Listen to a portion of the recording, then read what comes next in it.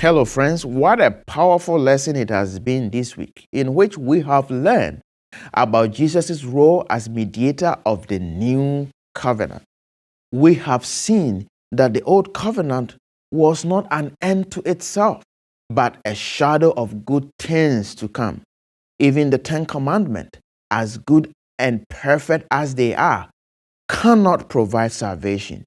We have seen that the earthly system could not answer the sin problem, but Christ's ministry and sacrifice accomplished what the Levitical could not.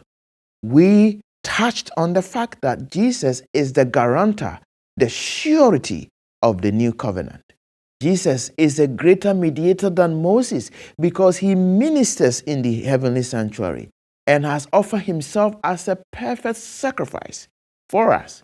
Moses' face reflected the glory of God, but Jesus is the glory of God. Moses spoke with God face to face, but Jesus is God's word personified.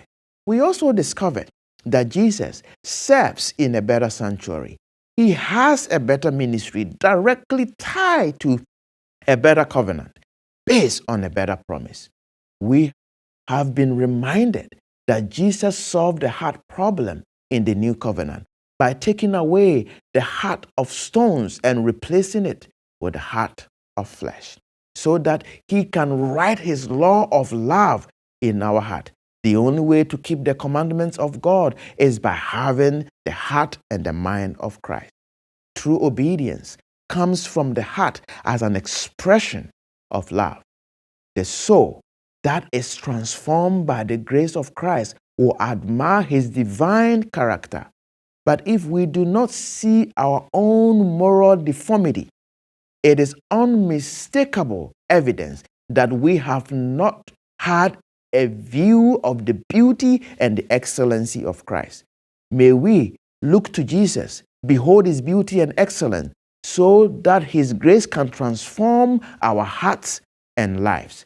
Thank you for joining me this week. Pastor Bob is back next week with lesson number 9, Jesus, the perfect sacrifice. God bless you and see you next week.